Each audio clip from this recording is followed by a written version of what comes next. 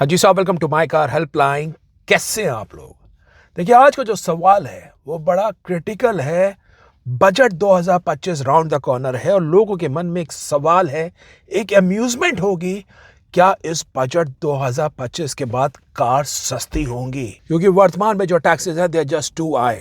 You end up paying almost a tax of 29% to 50% for buying a car in India. Look at your screen. This is a tax of 28% GST and 20% cess on buying a car like Scorpio N, XUV 700, on Tata Harrier. लेकिन कहानी यहाँ खत्म नहीं होती है, because इसके अलावा आपको पे करना होता है एडिशनली रोड टैक्स, जीएसटी और इंश्योरेंस प्रीमियम। और जो कार पेट्रोल डीजल पे चलती है उसमें चलता है excise duty of VAT which ranges to almost 40 to 45 rupees a liter. And this all taxes which you pay in terms of buying car, in terms of running car, this is the amount which has been left after paying income tax. तो इस budget 2025 में क्या होने वाला है?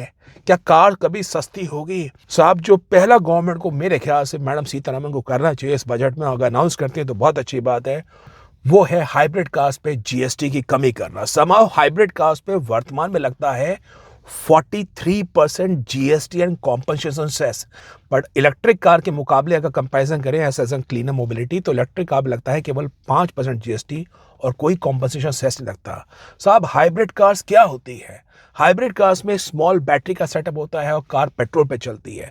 इन cars की जो fuel efficiency होती है वो बहुत ही ज़्यादा बेहतर आती है, 21 से 22 किलोमीटर प्रति लीटर की माइलेज मिलती है।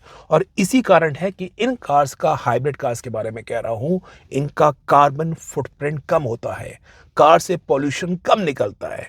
अब गवर्नमेंट का ऑब्जेक्टिव क्या है? एक क्लीनर एनवायरनमेंट। ईवी कार्स को गवर्नमेंट क्यों प्रमोट कर रही है? और लोगों को जो इलेक्ट्रिक कार के बारे में चिंता रहती है ना कि मैं कार को चार्ज का करूंगा, वो हाइब्रिड में ऐसा कुछ नहीं है। वो वही पेट्रोल डलेगा और कार ऑटोमेटिक इसकी बैटरी चार्ज होगी when the car is on the go. That is a more better solution so as to promote an a cleaner mobility.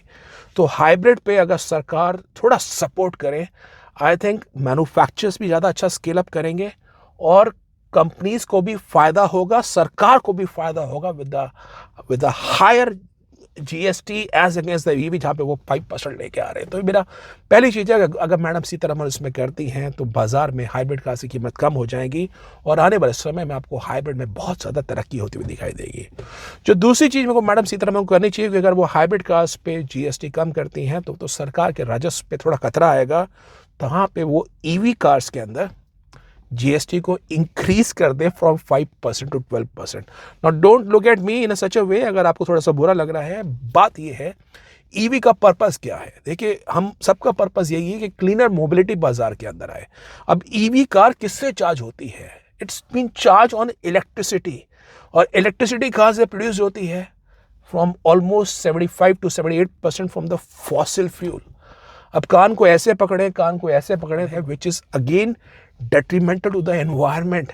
Health के हिसाब से लोगों को वही फॉसिल फ्यूल के हिसाब से वो धुआं वहाँ से नहीं तो वहाँ से आ रहा है।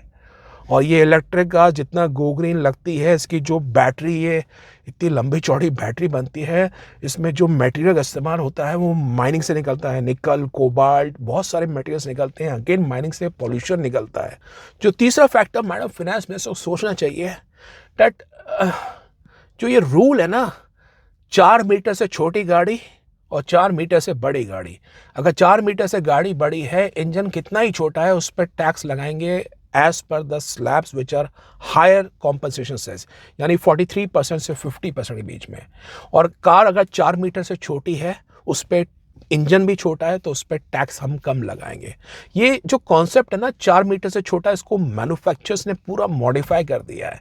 पहले ये था कि 4 मीटर से बड़ी गाड़ी थोड़ी सी बड़ी कार लगती थी, लग्जरी कार लगती थी।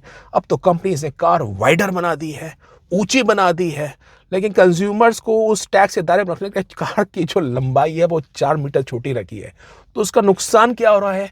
कंज्यूमर्स को कार मिल रही है जो कॉम्प्रोमाइज्ड है, जिसमें रेयर में लेग रूम थोड़ा सा चॉप्ड अप है। पॉइंट ये है कि मैन्युफैक्चरर्स ने इस नियम को तोड़ दिया है, मरोड़ दिया है। ऊंची कार्स बना रहे हैं, चौड़ी कार बना रहे हैं, लेकिन कार की लंबाई रख रहे हैं 4 मीटर से छोटी के हिसाब से। अब ये बाबा आदम के जो रूल्स हैं, this should be change now. अब देखिए, स्कोडा की जो काइलक आई है, नई गाड़ी, इसमें वही इंजन है 1 लीटर का जो स्कोडा की कुशाक में है। इसमें वही ट्रांसमिशन है जो स्कोडा की कुशाक में है, और कार की जो माइलेज फ्यूल एफिशिएंसी आस्पेक्ट है 19.1 kilometre 19.6 kilometre is not very much different from the Skoda Kushaq. Then what's the point of buying a car जिसमें legroom compromised है? Why to pay in higher tax of 45% on Skoda Kodiaq as against 29% on Skoda Kodiaq? दोनों cars में 1 litre engine ही है. तो ये जो नियम है ना, इसको सोचना चाहिए. तो बाकी तो आप सिंक में है ना, मैं बता रहा हूँ. उसके अंदर ऐसा कुछ मैडम फाइनेंस मिनिस्टर करते हैं तो बजट में कार्स की प्राइसेस में मेजर फर्क आ सकता है. अब चौथी बात इसी में निकल के आती है, that's all about scrapping the old car. ना गवर्नमेंट कुछ रिबेट्स तो ऑफर कर रही है 25%, उसको सोच रही है और ज़्यादा रिबेट्स ऑफर करे. अगर पुरानी कार्स है, BS2 वाली कार्स है, 20-20 साल पुरानी कार्स लोगों ने भी रखी हुई है. अब देखिए, गवर्नमेंट का ऑब्जेक्टिव बिल्कुल ठीक है कि भारत स्टेज 6 की जो फ्यूल के अंदर जो पॉल्यूटेंट्स निकलते हैं वो रिलेटिवली काफ़ी कम है NOx लेवल, PM लेवल के हिसाब से, as against BS2, BS3 and BS4. मेरे हिसाब से गवर्नमेंट को ऐसा करना चाहिए, जो कस्टमर्स पुरानी कार को देके नई कार ले रहे हैं, एटलीस्ट उनको किसी प्रकार का कोई कॉम्पनसेशन सेशन लगाना चाहिए कि भाई वो अपनी पुरानी कार क्यों दे रहा है. आप समझिए, सरकार जानती है that customer is selling his old car just because government के ऐसे लॉज हैं, ऐसे रूल्स हैं.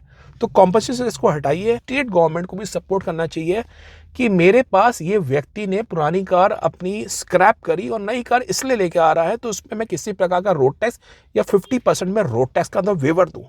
अब इसके फायदे देखिए, इसमें सरकार का राजस्व थोड़ा कम तो हो रहा है, लेकिन इसके फायदे अनेक है. There would be many more incremental new cars which be sold in the Indian market.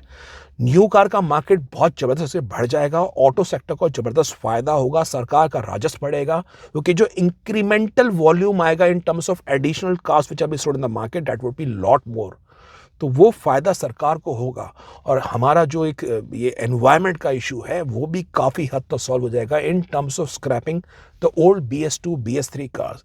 तो सरकार इस तरीके का स्कीम लेके आती है तो ऑटो सेक्टर को फ़ायदा होगा, सेल्स बढ़ेगी, नई नई कंपनीज इंडियन मार्केट में सोचेंगी, और लोगों को भी एक नया मोबिलिटी सॉल्यूशन के अंदर खरीदने में थोड़ी सहूलियत होगी कि उनको कॉम्पनसेशन सेस नहीं देना पड़ेगा, उनको रोड टैक्स में रिबेट मिलेगा. तो वो एक बात है that these are the things which actually helps in a buyer. And number 5, last but not the least, क्योंकि हम लोग बात कर रहे हैं वन नेशन वन टैक्स के बारे में और एक ही कीमत होनी चाहिए, तो मेरी समझ से परे है कि ये पेट्रोल और डीजल अभी तक GST में क्यों नहीं आया है. Why are they still been impose in terms of VAT और in terms of excise duty.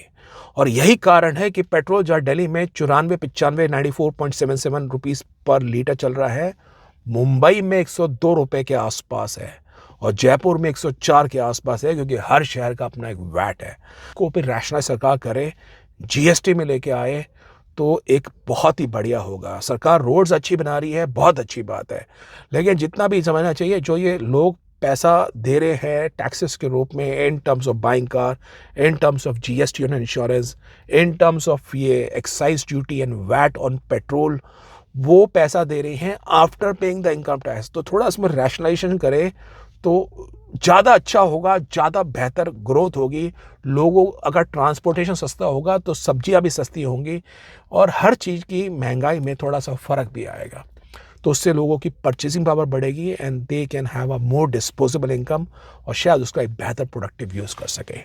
तो एक बात है, अब आपको देखना है कि क्या मैडम फाइनेंस मिनिस्टर इस बजट 2025 में कुछ इसमें इम्प्लीमेंट करती हैं. क्या कार्स की कीमत एक्चुअली कुछ हाइब्रिड कार्स के अंदर कम हो सकती है, क्या इलेक्ट्रिक कार्स थोड़ी सी महंगी हो जाएंगी, क्या सरकार कुछ ऐसे प्रोडक्टिव स्टेप लेगी जिससे ऑटो सेक्टर के अंदर एक रेवोल्यूशन आ जाएगा 2025 से, जो लोगों को फ़ायदा देगा, जो कंपनीज को फ़ायदा देगा और सरकार को भी फ़ायदा देगा इन टर्म्स ऑफ एनहेंस्ड रेवेन्यू. तो ये आज का सेशन था. आप अपने विचार कमेंट बॉक्स में ज़रूर मेंशन करिए, और कार्स के बारे में कोई जानकारी चाहिए, do visit the website www.mycarhelpline.com, और वेबसाइट के फोरम सेक्शन में आके आप एक्सपर्ट सपोर्ट भी अपने लिए ले सकते हैं. कंफ्यूज रहेगा कार खरीदने के बारे में या फाइनेंस के बारे में, इंश्योरेंस के बारे में, get on to my car helpline forum to get an expert support. Thank you.